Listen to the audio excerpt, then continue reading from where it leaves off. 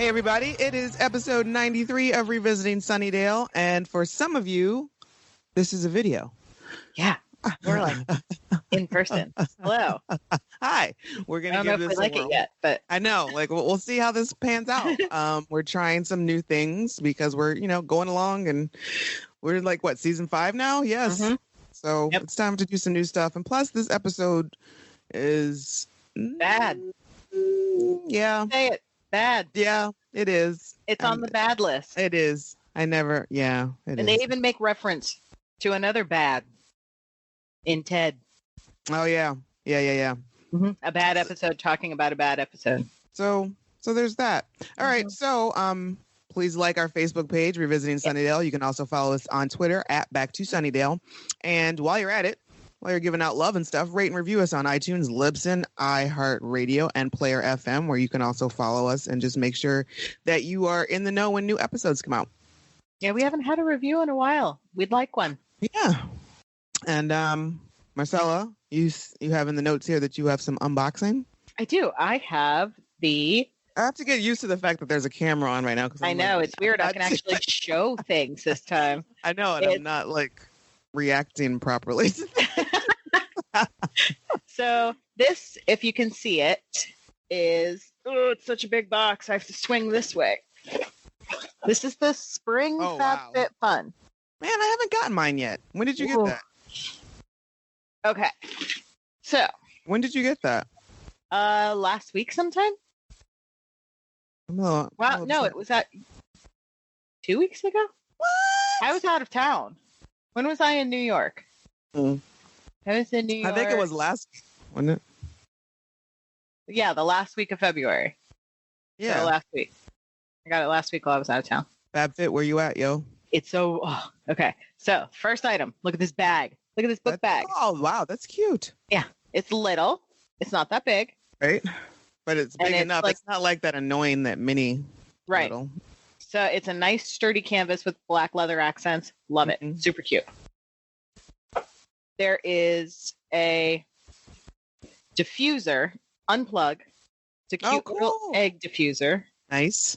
It's on my desk, so I can't actually show it to you. I put it on during work. It's wonderful. And I got the orange scent.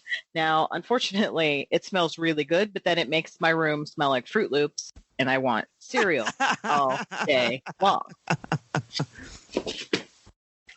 There are several beauty items this month. I don't remember. I did get a couple add-ons, but I think these were all in the box. Okay. Do you remember what you picked? As an add-on? Just for the box. I don't know. I have no idea. I know there was something that I missed the deadline on, so I don't know if it was an add-on or if it was to pick what was in the box or whatever, but that was probably this free all-natural deodorant. Oh. The first 100 people or something got it for free. I think that was it. I like that company. I have their shampoo. The Love Beauty and Planet. Yeah. It's a coconut oil and ylang energizing deodorant. I just like saying ylang. Probably not right. Good? Does it smell good? Yes, it does. It smells good. I don't know how well it works. I've used it a couple times, and it says 24-hour odor protection. I feel like that's not true. With things like that. Yeah. That's 24-hour protection if you're just kind of sitting in a very well temperature controlled room. Right. Not doing anything. Laying down, not moving, maybe. Next up, we had these Key Australia sunglasses. Now, I do wear glasses, but I can wear non-prescriptive glasses. Okay, Top Gun. When I know, right? Aren't they great? I love them. I could wear them for the rest of the show. But I can wear them by the pool, just relaxing when I don't want to see anything further than right in front of me. I couldn't not get them. So there was a choice between sunglasses, the diffuser, and something else. And so I added on for $10 and got both. Oh. How could you? What do you mean? You're like, I could not get them. I could not get the diffuser, and I could not get $60 sunglasses. Okay. For free, like, basically for free. They were so cute too. Next up, there is the Wish brand lip scrub. I am like stocked with lip scrubs for the rest of my life. Do you even use them? I have yet to use one. I use them every now and again. They taste like cookie batter, and they actually do like get all the dead skin off your lips. Yeah.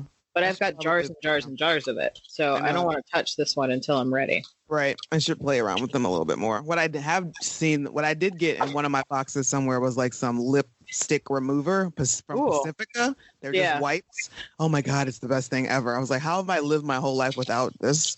Because sometimes it's really hard to get lipstick off, too. I'm just using Kleenex. Like, well, I live with this now. This is just what I look like now.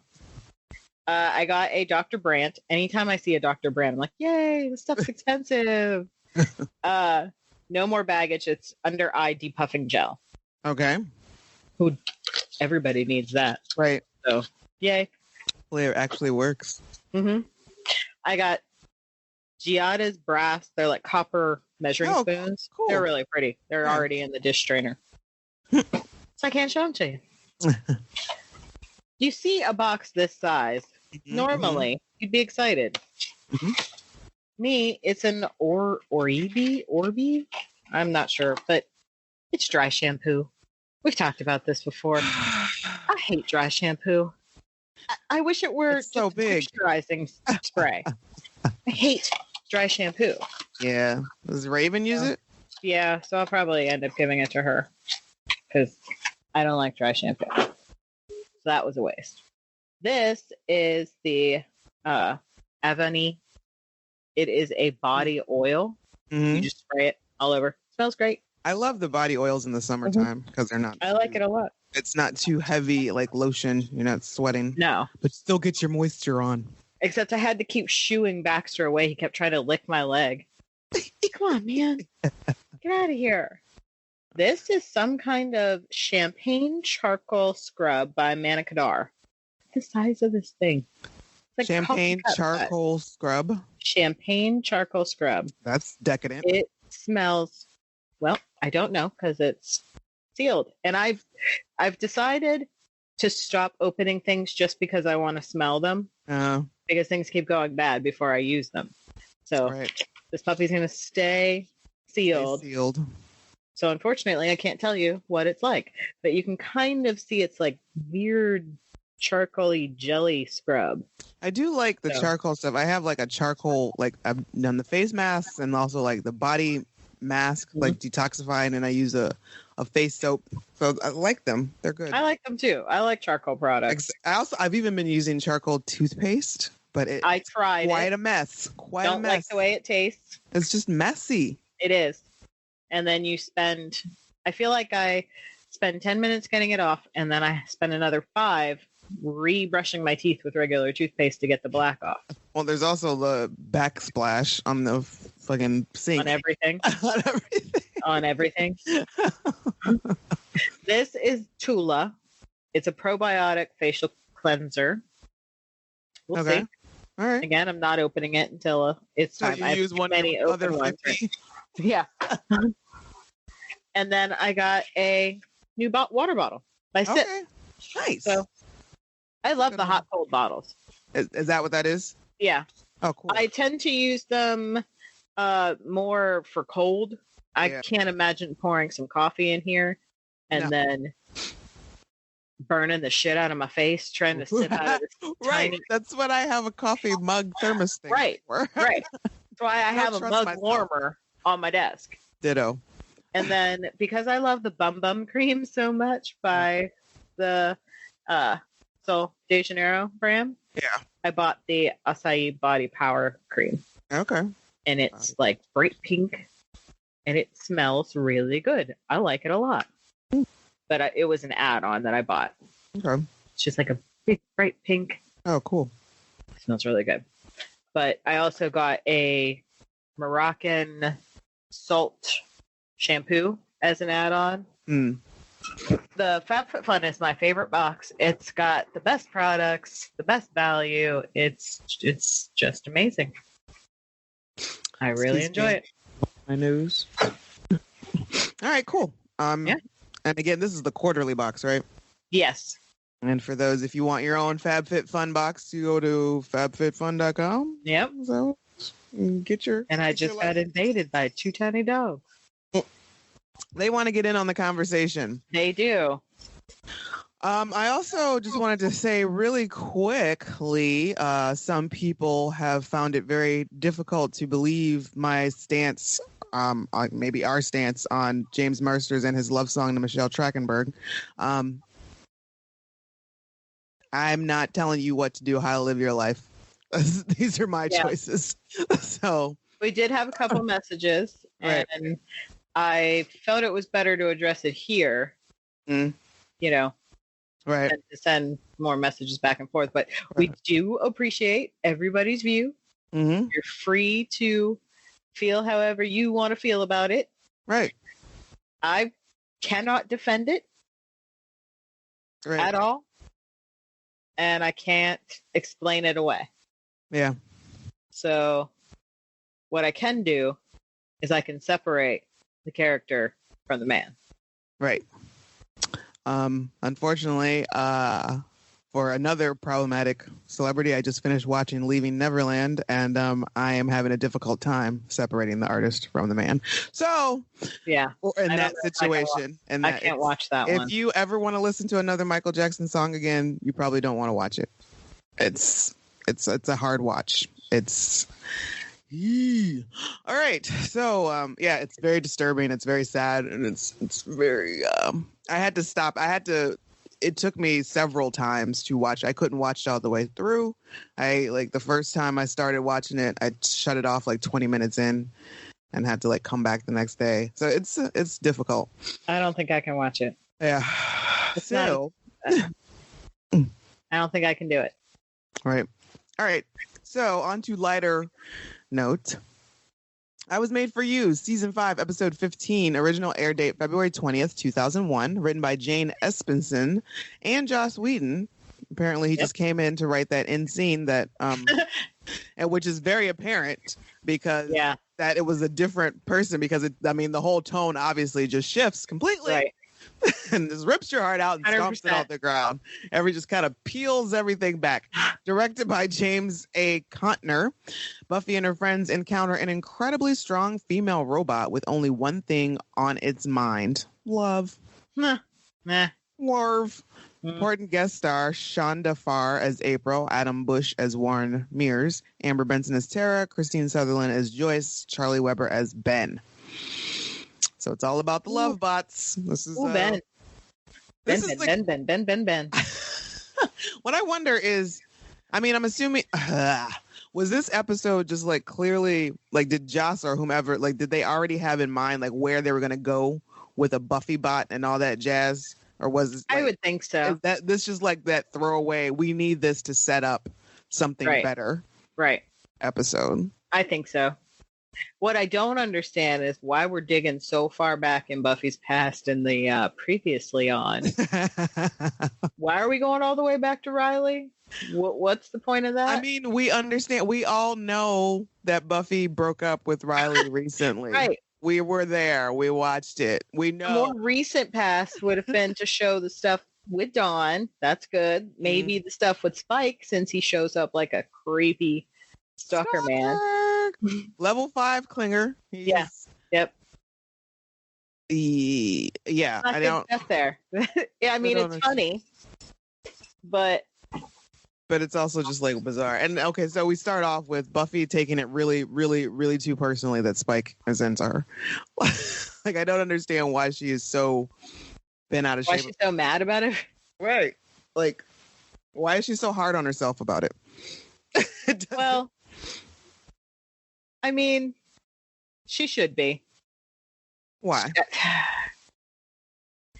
Because she's a Slayer. She should realize the things. She should know Spike by now. What she should be mad about is that she hasn't killed him yet. Yeah, with that. All the past. She fails at her job. So yes, as a Slayer, she should have killed him a long ass time ago. Long ass time ago. You're right. She fails at her job, for sure. I do like the woof. He did one for me. what I really like about this scene is that she is beating the shit out of something, and we don't see what it is for a minute until we find out it's Puffy Xander. Exactly. Until he makes a noise or something. And is this the first time they've ever brought out this suit? I think so. It's the first time we've ever seen it on screen, but is this the first time they've ever used it? How many times have they made Xander get in a sumo suit and just let Buffy beat the shit out of him? Right, because we all know that there's a dummy there. Like there's an actual fighting dummy that she has. Does Giles get in the suit? Is there Puffy Giles? Giles does Willow get in the suit? Giles doesn't get in that suit. Everybody take a turn in the suit. She should stick Dawn in that suit. Dawn would never. You wouldn't even see Dawn's head. It would be just like this headless turtle. And she'd still probably kill her if she kicked her. Right. Yep. But Xander's in full-on save the world mode, telling Buffy she's great, not to be down, not to get down on herself. I do appreciate the fact that Buffy has mentions how and Xander says something about her finding the perfect guy for her, and she's like, oh yeah, my remarkable self-involvement. All right, she said it. There we go. Admittance is the first step, Buffy. After 5 years, she finally admits what we've been saying this whole time. I'm so glad that she has come to terms with this, and now it's time to let's figure out a change. How do we change it, Buff? By making the worst decision ever and somehow thinking, I'll date Ben. Really? Do you think somewhere in the back of his mind, Xander's like, why not me? Never gonna be me. Yeah, I don't understand why Ben is the first logical choice. Yeah. Why is she? You've talked to him 3 times, right? And none of those times have been particularly interesting. No, he's like maybe one more step up from Riley. He's like Wonder Bread with vanilla frosting on it, maybe. I don't know. And so we known he had the potential to be Frank, though. Dude, his hair makes me so crazy right now. Knowing what he grows up into be, knowing what he glows up to be. Glows up for sure. I'm so upset. One of the main reasons I'm still watching How to Get Away with Murder. But the main focus of the episode shows up at the end of the teaser. Is that what they call the front of the episode? The teaser. Cold open. Yeah. Mm. And it is April in her really tight pink dress, if you want to call it that. Sure. Little sundress. Yeah. And she's just a girl showing up at night. Yep. Getting dropped off by, apparently she's hitchhiked. From where? Where exactly does he go to school? How far is it? I don't know. We had our little Slayer stat map. Right. I don't know. He's not at UC Sunnydale, is he? I don't think so. Yeah, because he leaves town for he's in town for spring break or something. Right. I don't know. So I'm assuming maybe a couple hours. Maybe a couple hour drive. We'll get there when we get to what she is. Right. So we come back to the most beautiful Joyce that there ever has been. She looks so pretty. She's rocking the red lip. Her hair is softly curled, not a frizz among it. Her dress is great. Her dress is beautiful. She looks hopeful and full of promise. Full of life. Things are just going to be looking up. Everything's coming up Joyce now. She's going on her first date since Ted or Dracula. Probably Dracula. The coffee with Dracula. Does that count? Yeah. It's so lonely. And we can't count Giles because that was just a booty call. Yeah, but I mean, that was they were teenagers in that moment, and that whole night was basically that's a full teenage relationship. True, that was a full teenage courtship. So she hasn't been with anybody since Giles. Oh, Joyce. And she's so happy, and the girls are making her twirl.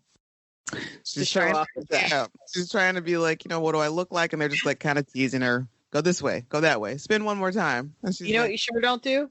Make your mom with a brain tumor dizzy. I'm just saying. I mean, it's kind of common courtesy not to do that. Just let this woman be. Right. Not saying that they caused anything, but I'm not saying it too. But if they wanted to look back at things that they could have done differently, this would be one of them. This is one of them. So Joyce is so excited to be going out on this date, but she's worried because she hasn't been out in forever. This is so terrible. She's so cute. But she's like, asking Buffy for advice, and Buffy is just like, I've had 2 boyfriends. Yeah, that's accurate, Buffy. Considering your age, like, what is she, 21, 22?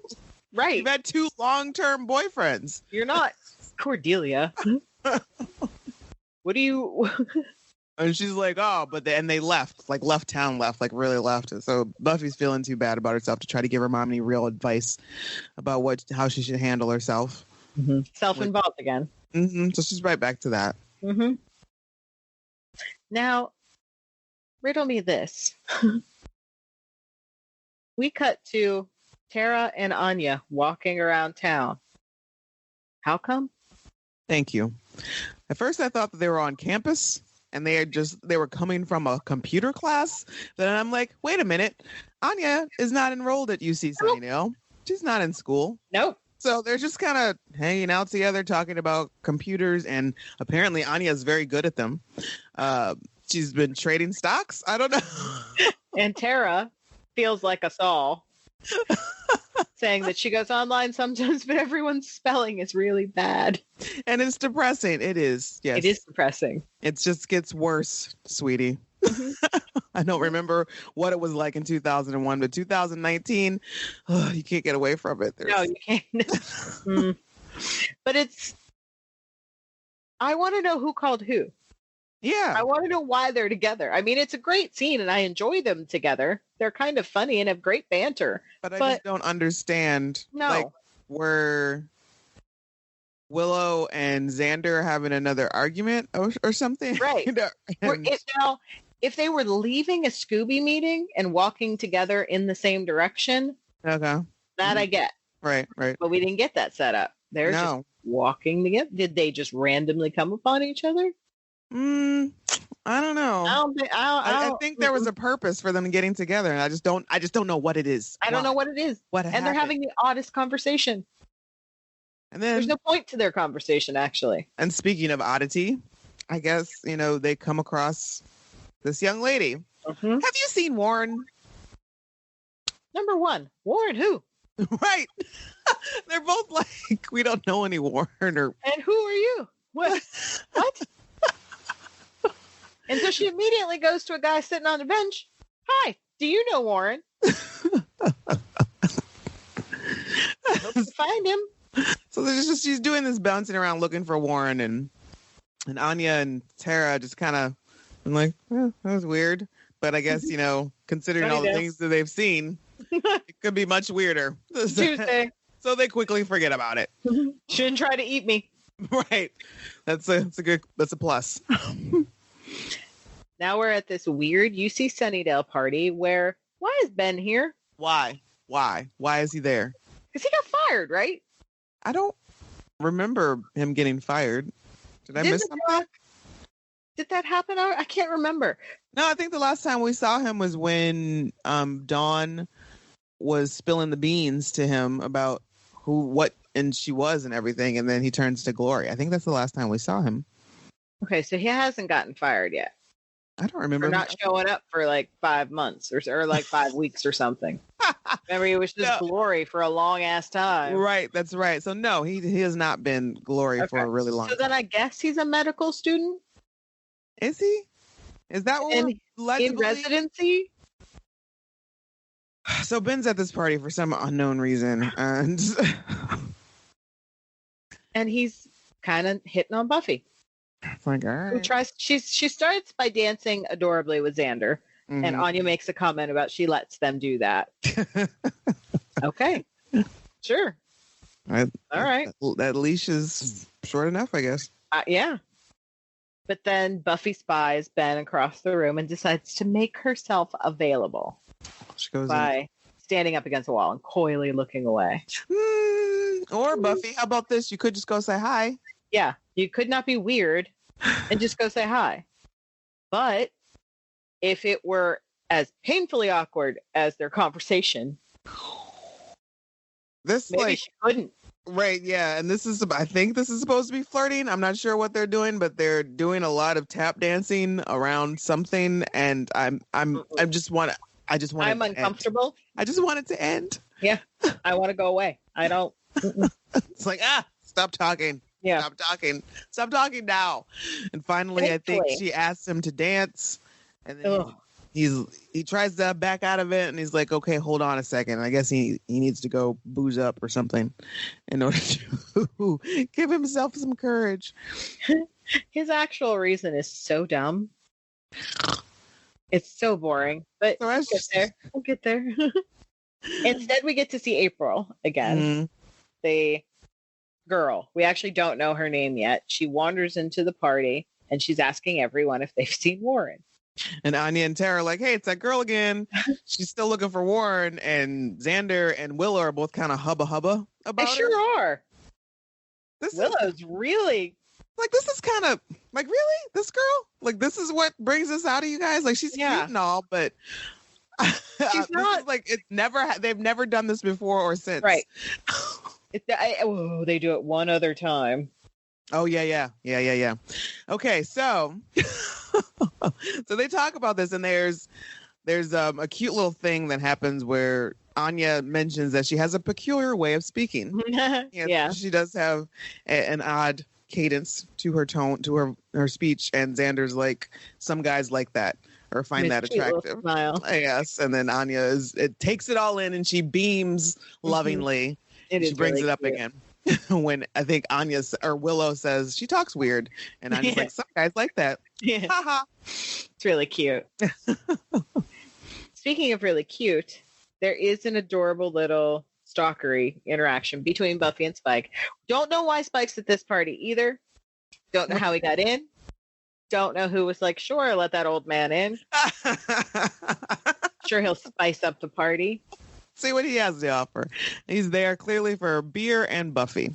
And he just goes and stands there. And just stares at her. She's like... stares at her. He's like, oh, if looks could steak. Yeah. And then he tells her if she does give him like the most wicked fucking death stare. Stank. There's some stank on that look. And she's basically like, get out. Right. I told you I wanted you gone. He's like, nope, it's a free country, it's free party, it's free beer. Yep. If you want me to leave, you can put your hands on my hot, tight little body and make me. And unlike the rest of us, Buffy does not find this amusing at all. No. And he's just snacking on Chex Mix. Where does the food go when vampires eat food? No idea. And I don't understand. One thing I've also never understood, Spike eats a lot. And he talks about it quite a bit. He really enjoys it. Right. Whereas Angel makes it seem like he can't eat. Angel is just hell-bent on depriving himself of any sort of like love or affection or happiness or anything that might perhaps be a good time. It's like, no, I will absolutely perfect happiness. Not. Right. From chunky monkey. Exactly. It's like he is in danger of a perfectly happy moment from a bloomin' onion. And he doesn't want to take that risk. Not gonna let it happen. It's like, I don't know, man. I mean, I have experienced some very perfect moments of happiness from a salted caramel gelato. So I get it. Yeah, I understand.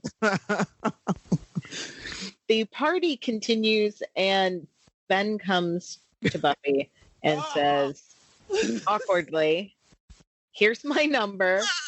I wanted to give it to you before you saw me dance. This is awful. He's like, in case you want to get coffee or something. And then Buffy's all, oh, I can't because, blah, blah, blah, and you might leave town and you just got here. And then she's like, everything just gets worse and worse. And then he starts to beat this fucking coffee analogy into the ground. Yeah. Like, I just like coffee. I think coffee would be interesting to get to know. I just want to coffee and coffee and coffee. And I'm just like, ugh. And then she looks over at Spike, who's like, and she agrees. Just to spite him, it seems. Yeah. It's like, okay, we'll go get coffee. Yeah.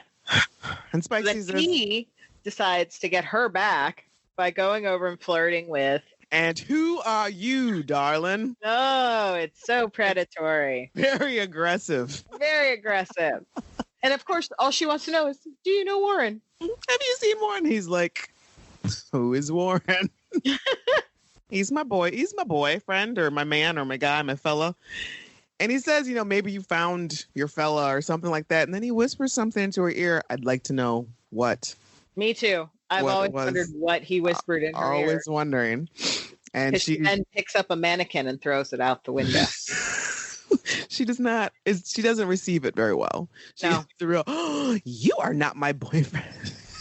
and she does indeed jack him up and throw him out of a window. So now it's very clearly a mannequin. Yes.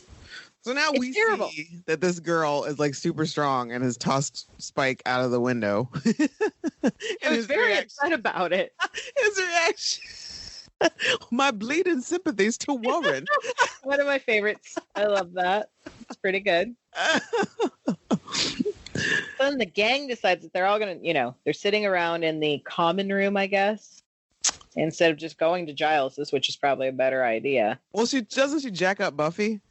Oh, yeah. She's like, because Buffy's like, hey, I'm totally cool with what you just did, but why?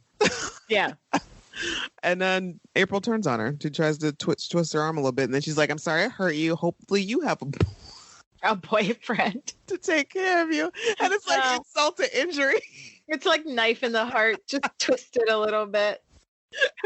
Like, I just kind of kicked your ass a little bit. And now I'm going to insult the fact that, now it's just kind of like, oh, you don't have a boyfriend. He's like, oh, I'm physically and emotionally hurt right now. So they're all talking about it. And they seem hesitant to go ahead and just say what they all think. And that is that she is indeed a robot. Which I don't know why. Ted, guys. We know it. We know they're there. Right. We know they exist. Right. And Buffy feels better about it. Because she got her ass handed to her by a robot. Yeah. Instead of just a little girl or, hopefully it wasn't another Slayer. We just missed that. Thankfully. Why? Because Faith is in prison? Where is Faith at this current moment? I think she's in jail at this point. She's in jail. She's because she turned herself in. Right. So then after they talk about it for a little bit, we go to what I think is the cutest moment of the episode when she's kind of given Giles a little bit of a debrief on what's going on and does he want to stay and listen to Joyce talk about boys. Because Joyce has just bursted in and she's just over the moon excited and wants to tell Buffy all about her date. Oh, yes. And Giles has just, I'm assuming, I guess Giles has just spent the evening with Dawn, watching her and talking about boy bands. And he's exasperated. He can take it no more. He's had enough. He's had his fill of bubblegum and cute boys. So he's out. He's like, I'm going to go home and do something extremely masculine, drink some whiskey, hammer up some drywall. Listen to his records. Yes. Maybe find an old cigarette tucked away from somewhere. So then Joyce decides to scar her child. Oh, Joyce. Joycelyn. Ma'am. Could you imagine your mom saying that to you? I've had a couple of uncomfortable conversations in my adulthood with my mom where she thinks that, because we're adults now. No. Nope. Forever parent-child. Exactly. The dynamic will always be parent-child. Parent-child. Yeah. Earmuffs. Child with earmuffs. Yeah. I don't want to know any of it. So what Joyce has done is she has casually started a conversation about what a great time she had, and then surprisingly, she left her bra somewhere. in his car, on the dessert cart. And Buffy, disgusted, goes running upstairs. And this is just like, again, some more like knife and heart situation where Christine gets a chance to show a little more, little personality for Joyce. Yeah, little range. Joking. Yeah, so now we get to see that Joyce is an actual person with feelings and thoughts and wishes and dreams that are outside of Buffy and Dawn. And just, yeah. Thanks. So now April is going from door to door looking for Warren. In the middle of the night. She has resorted to walking up and down the street, knocking on doors. How is she not arrested? Wow. Also, we did forget to mention that Warren was at the party that she was at, and he saw her before she saw him, and he snatched up his girlfriend and was like, "We have to go. She'll see us." And she's like, "What are you talking about?" And they're gone. Is that girl not the worst ever? His girlfriend, his actual girlfriend? Yeah. She's the worst actress? Yeah, she's the worst character because she's just... It's not good. Mm-mm. So the gang, they don't think that this is like it's not a code red. Willow calls it code pink. That's if we get her, we get her kind of attitude going on. It doesn't sound like she wants to hurt Warren. She's just looking for him. And we don't even know who Warren is. Yeah, we don't even know who Warren is. Warren could be a class A D-bag. I don't know. Yeah. Sometimes I saw a meme the other day that said, sometimes I forget how old Buffy is until I see a laptop. Yeah. Did you see that meme? No, I have not seen that meme, but I see that laptop. Sometimes I forget to, in the scene where Buffy's calling Ben to kind of gently let him down. Uh-huh. She's on the largest Zach Morris cordless phone. Like she has to pull it's a huge, I had that phone. It's a huge cordless phone. We had to like pull the antennas like way up. This was one of the ones that had the all-time antenna, like it was always up. Oh, yes. A big black Sony. But Ben's talking on a corded phone. This is like ancient times for millennial kids. They don't even know what some of these things are. It really bums me out to know that we are now in that age bracket where we grew up with things that there are kids now that are like, a rotary phone? What is that?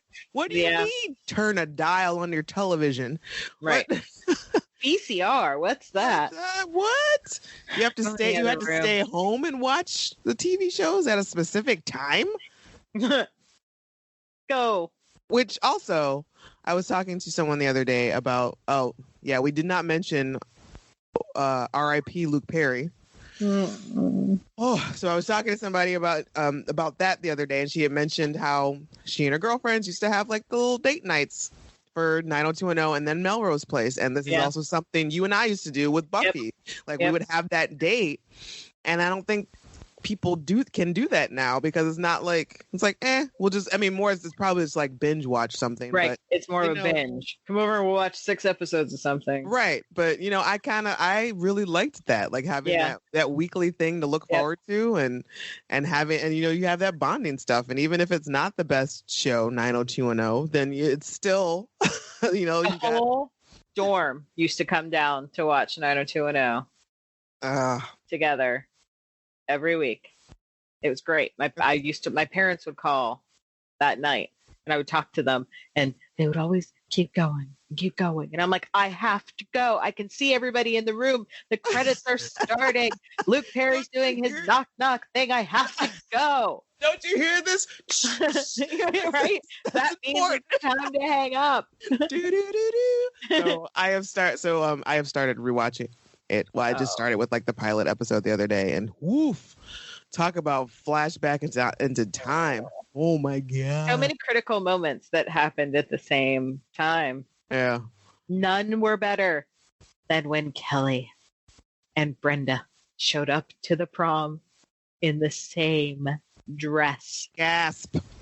The same dress. Girls, no dress. So yeah, I just wanted to point that out.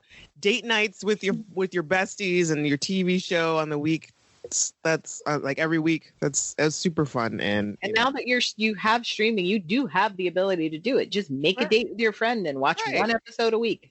Right. Just do it. Do a potluck dinner and do it. Yeah, man. Huh. How life should be. Get back into. We were talking about it because we did the same thing with Battlestar back in the day.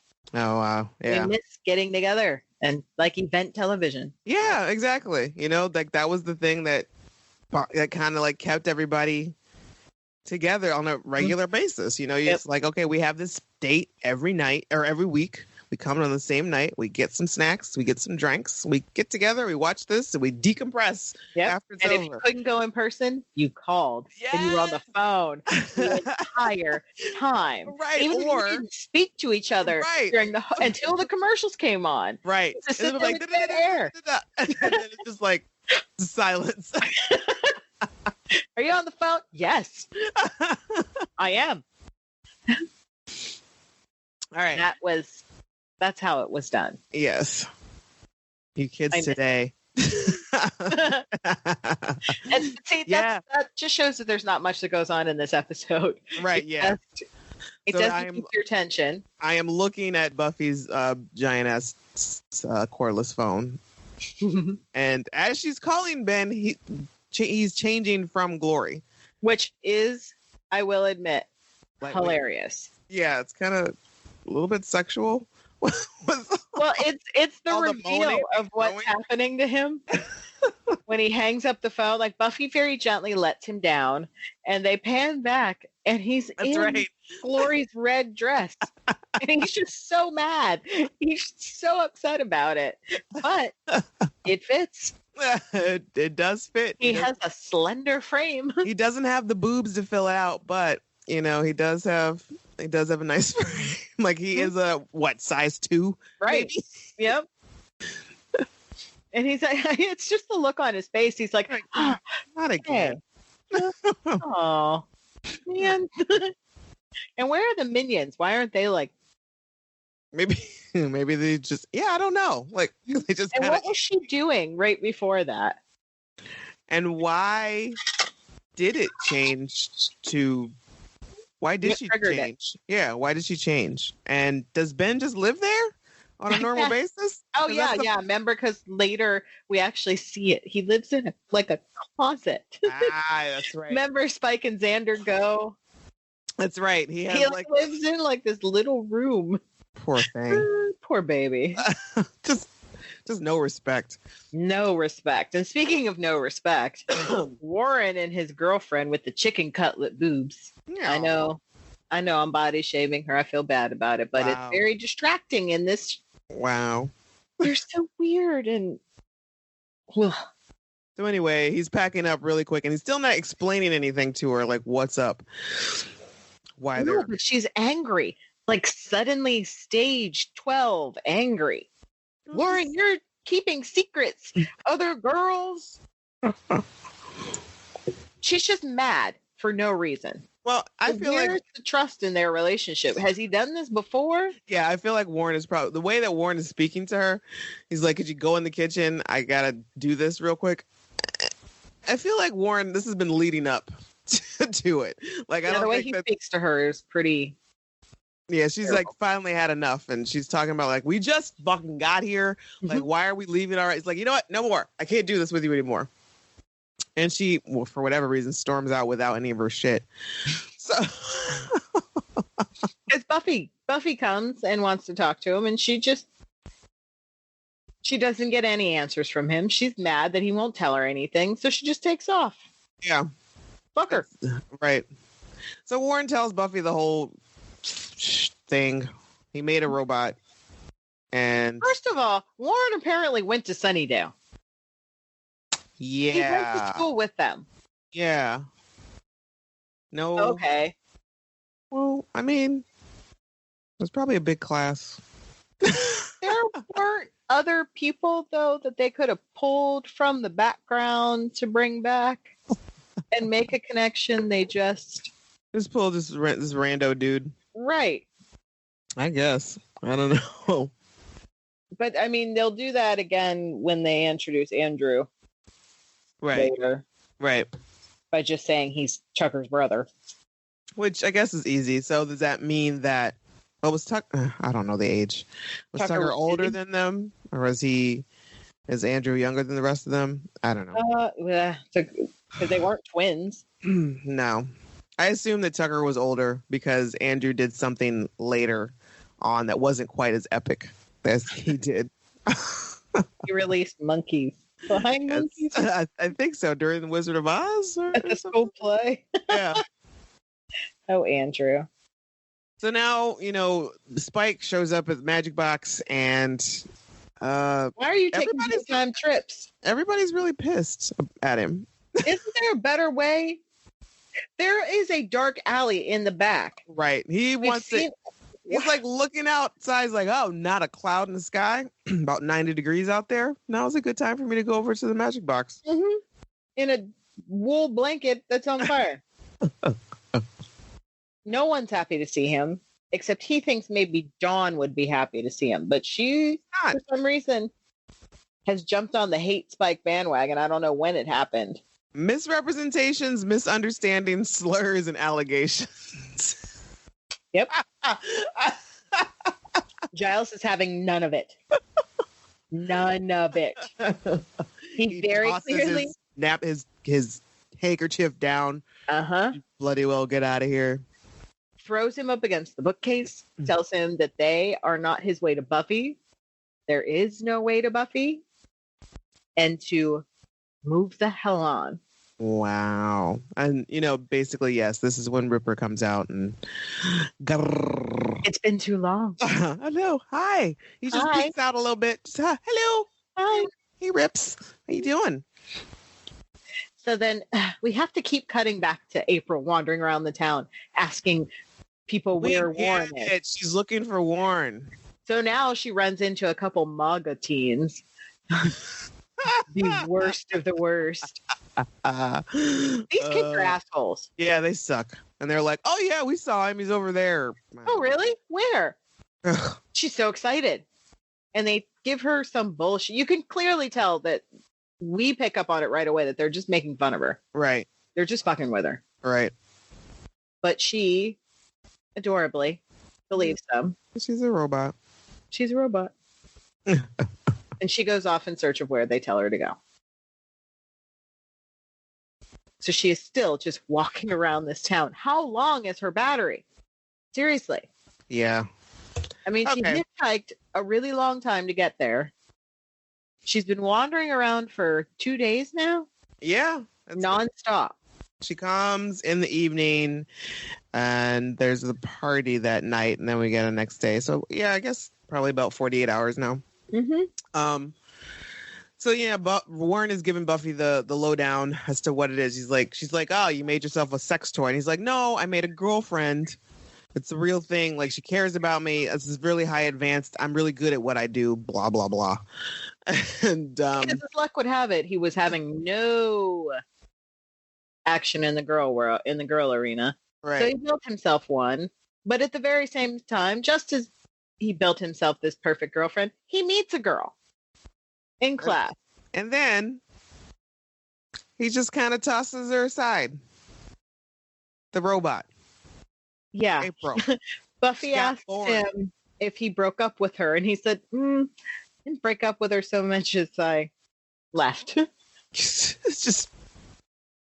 So... Okay. You just left. Just left what? Where? Left her where? In your dorm room? Like... I assume you built her with an off switch. Right. You would think. Did you just turn her off? So how long has he been dating Katrina? That's what I want to know. A while, it seems. Enough for her to speak to him the way she does and be mad for consistent behavior, apparently. Right. Like, that's not 2 dates or something. Right. And so where was April while he was getting to know Katrina? In the closet? As much as I went and didn't come back. So, yeah, he left her in his dorm room. So where did he go? Like, how long has this been? What do you mean? Has he just been staying at Katrina's? Right. I don't this doesn't make any sense to me. Is she just sitting in the corner and he's got like a pair of sweats over her face and Katrina just never noticed? Yeah, he figures her battery will give up. It's days ago. All right, so days ago, that's what we've got. So I just don't understand the timeline as to when he was like met Katrina, when they fell in love, how long. Should she never go to his dorm room? He just always goes to her place, and he just left at when it was time to come here to go to this weird fucking campus luau party. I don't know. Yeah. What? Okay. Why are you there? Why? I don't care anymore. No. No. So it's all set up for something much bigger later. Yes. So Buffy's convinced him to go look for April, but April has come across Katrina in the meantime. And they realize they're both dating the same person. And don't tell April that Warren is your boyfriend. Right. So Katrina has clearly had it with everything and everyone Warren related. And I don't recall her leaving the apartment, leaving the house with a sweater, but okay. I don't either. But she's wearing one. So there's a confrontation. Katrina's like, I don't know. I don't want him. You can have him. And April's like, you're lying. He's my boyfriend, blah, blah, blah. And then she starts to crush her to death. And it sounds like she does crush her to death. There's a gross cartilage popping sound. Yeah. And Katrina goes limp. And then next we see she's holding her up in the air. Like a rag. What do I do with her? Warren, what do I do? She's not moving. I think she's asleep. Asleep. She looks dead. Like, very much so. Her. Also, while this is going on, Spike is clearing up all of his crazy Buffy paraphernalia into a box very angrily. He's like flicking things down. Yes. So this is the broken up mode. Like, you're getting everybody that dude's shit all out of your house. Like, fuck this dude, blah, blah, it's in this box, blah, blah, blah. So finally, Buffy. That's what he was doing. Right. Yeah. So Buffy and Warren come across April and Katrina. Katrina's asleep, and Warren is a big pussy still and decides to be like, yeah, you and I can't be together because I am in love with Buffy. And April growls. And Buffy's like, she growls? You made her so she growls? Yeah, he did. And so they fight. And April's kind of kicking Buffy's ass. Buffy's not the top of her game right now. No. She's just not. Probably mostly because she's like, I can't believe this is actually happening. She's in such disbelief. Like, I'm fighting a robot. Like again. You made a robot. Like, how?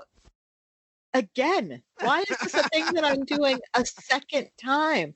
Who would have thought? Why? And she's strong. She like snaps a teeter. What are those things called? Seesaw. That's teeter-totter. I think that's also a teeter-totter. I think it just depends on what region you're coming from. What region you came from. So she snaps it in half and smacks Buffy with it. This fight goes on far too long. I don't understand why this robot needs to be this strong. No, I don't understand why. Clearly she has a command code that would make her stop. And Warren's just over there like, he's loving it, actually. You can see a little bit of, once you watch through it again and you know what happens with him, you can see it in his face. Yeah. It's there. So, everything you need to know about Warren is in that moment. So if this robot, she just was kind of holding Katrina or whatnot, I don't think she had the intention of cracking her ribs and, she doesn't know her own strength. How is this helpful when you have sex with her? Right. Like, how many times did she accidentally choke you out and you wake up a couple days later? So Katrina's like, Warren, what's going on? This is terrible. We should get out of here. And then do they just leave? I think so. It just kind of runs away. Does she go off on her own? They don't go together, do they? There's no way you're going home with him. No. What can't after all this? Oh. So in the middle of the fight. No, Katrina she leaves and he runs after her. Okay.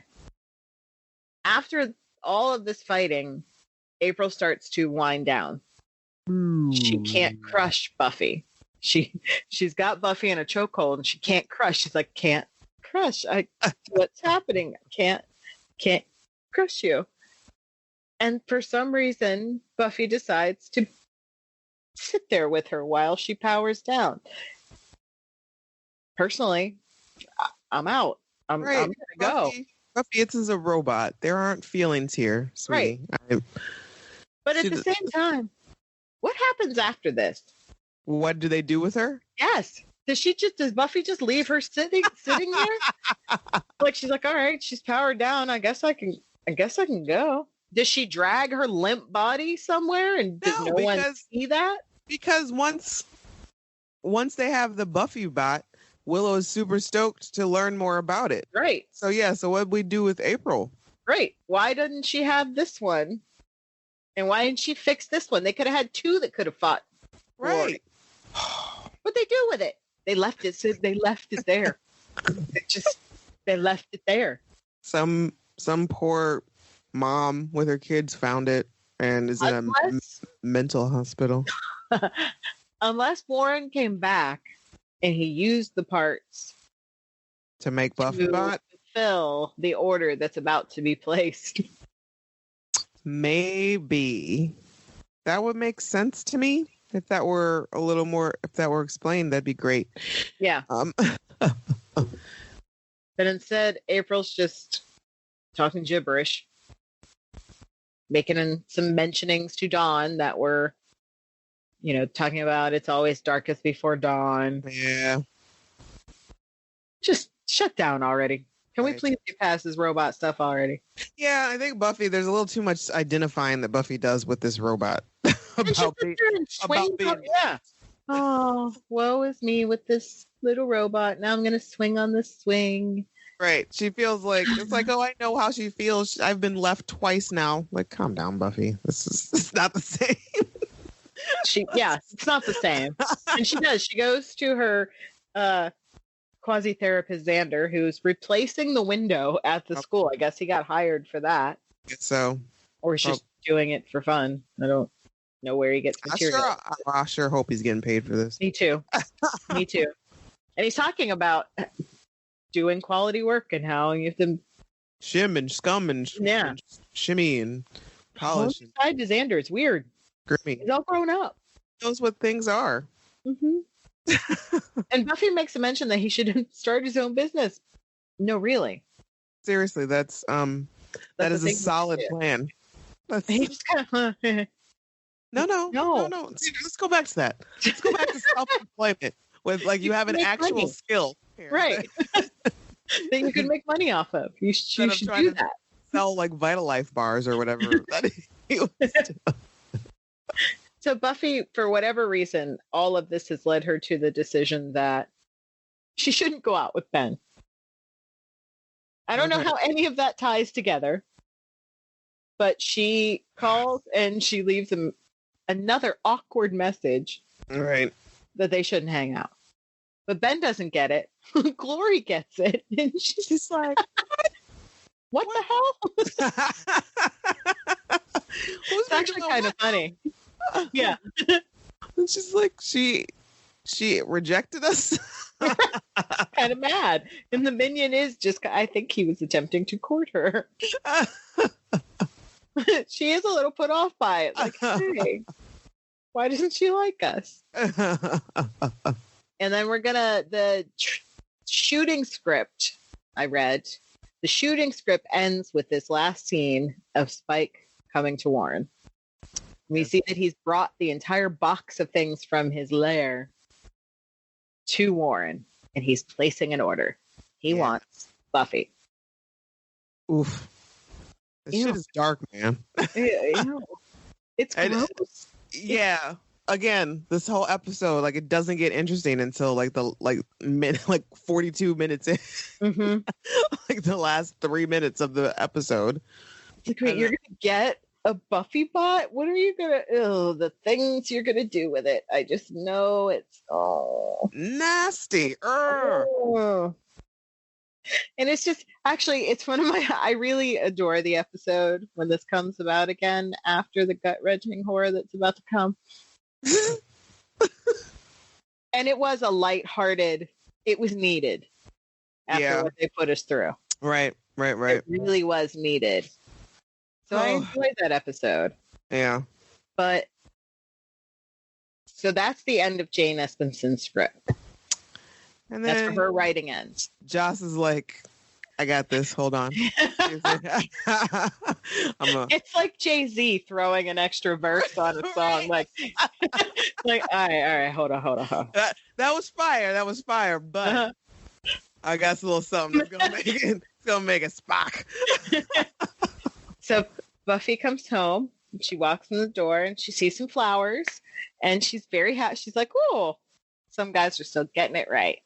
And she's saying, do you want me to pick up Dawn from school? And she reads the card. It's hold on, Buffy. Let's just stop. I want to get through it. As you were. So we see her before Buffy sees her. Hey, flower getting lady. Yeah. And that's when I think my heart fell into my butt. Was when I saw her on the couch. Right, because Buffy yells upstairs and we see out of focus that Joyce is laying on the couch behind her. Awkwardly. Like laying in an awkward, someone wouldn't lay that way. Right. And so Buffy sees her, she's, there you are, what are you doing? And then we see her more close up. Mm-hmm. And her eyes are open and unfocused. She's and we're like, no. Yeah, it starts out the soft note. You're like, no, you didn't. No. And then slowly, it dawns on Buffy. Right, and Buffy's like, Mommy, chills, all over me. I just. And then we just fade to black. And then the audience is left like, fuck. That's waiting a whole week. No, I don't wanna. You did it. Why? Why do you hate us? Why do you hate us? Hey, that is my number one question. Why? Why was this necessary? It wasn't. I don't think it was. I don't think it was either. It didn't have to happen. No. Unless it was just something to... It had to happen to propel Buffy into adulthood. I guess. But I guess. I don't know, because we also end up getting rid of Giles for a little while, too. Thank God it wasn't a death, because I probably would have revolted at that point. That'd been a table flipping. Fuck you all! If you kill Daryl, we riot. Go Ripper. So no power on this earth will stop me from killing you. So that's that. That's that one. Songs. There were songs in the episode. There were 3 songs in the episode by bands I've never heard of. Janky generics business. I don't give a shit. Burn. Mine was Tara has a line about April where she says, well, she practically had genuine mold or plastic stamped on her ass. Good one. I didn't even really catch one. There were 2 bodies dropped this week, technically, I guess. One was not alive, and that was April. Just her batteries died. And Joyce Summers. I kind of wish we could do a graphic like Talking Dead. Right, and in more memoriam. In memoriam for Joyce. Like all of her best moments, her twirling. All of her best moments were right there in this episode. Yeah. That and her conversations with Spike. Yeah. and her getting that. I like her moments in Band Candy. Band Candy is another moment where she shined. That was great. Like she was really great in Band Candy. Yeah. That was probably my most favorite. Favorite, which is like, you want to listen to some records, or so you want to? I know the parental code, or I know how to watch the code on the cable. As you watch dirty movies. Oh, Joyce. This does not really pass the Bechdel test. No, It's all about women, a woman looking for a man, or why she can't keep a man, or why she's finding a man, and blah blah. The only part where it maybe is when they're talking about April. Maybe, but I don't feel good about it. No. No. All right. The random trivia: Britney Spears, which is what I always think of. Now, I've heard two different stories that there were scheduling conflicts that backed out, but I've also heard that she didn't want to play a robot, that Joss wanted her to play the part because he found her to be very robotic, but she didn't want to play that part. She wanted to play somebody that hung out with the Scoobies. No. Pump your brakes there, Britt. This is what you're good at. This is season 5. You don't. Yeah. No. You don't come in here like this. Right. But she would have been great at it. I remember that robot when it was around. Totally. I remember the backlash of when it was announced that she might be cast, and like people flipped the fuck out. It's like, jeez, calm down. It's just Buffy. The moral of the story.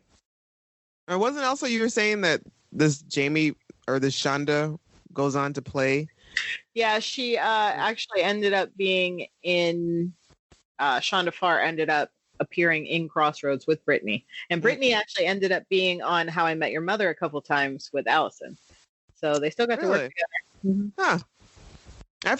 I've seen all of the episodes of How I Met Your Mother, and I don't remember. She's not memorable. Her acting skills are not memorable. No, they are not. I don't know what the moral of this story is. I have to turn it off. Hulu is just continuing with the next episode. I know. I can't. I had to shut it out. I had to exit out. Yeah, I don't know. Finish what you start, Warren, or maybe don't leave your robot. Don't be so obsessive about dude.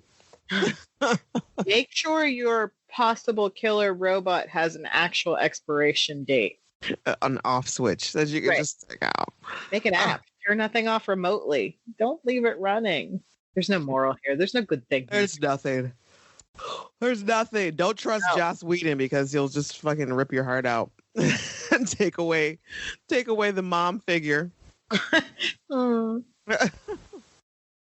that's it. So, all right. So let us know what you think of I Was Made to Love You. Because I guess there's some people out there who like this. Let us know if it's you. You can send us a voice message by calling 412-385-7250, or you can record an MP3 file less than a minute and email it to revisitingsunnydale@gmail.com.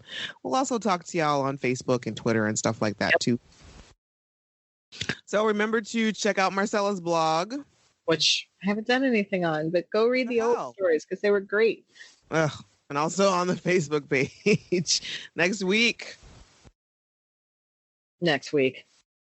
is going to be like super, like a lot of whiskey and emotional support. There may be fuzzy slippers, fuzzy dogs, just lots of Kleenex. Oh God. We're talking about the body, folks. Yep. We've been dreading this for a long, long time, ever since we started this journey. It's like, how in the hell do we do that episode? Yeah.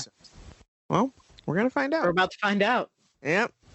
All right. Until next time, subscribe, follow, like us at Back to Sunnydale on Twitter, or me, Camila, at _Rugged Angel. Or me, Marcella, at Spear7338.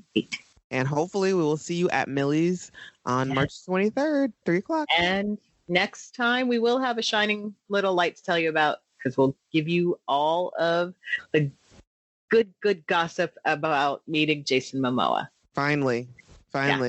We are now like 2 days away, and no cancellations. Everything seems to be going as planned, and weather seems to be looking like it's gonna hold up. Yep. All right. We'll post the pictures as soon as we have them. Yes, absolutely, on everything.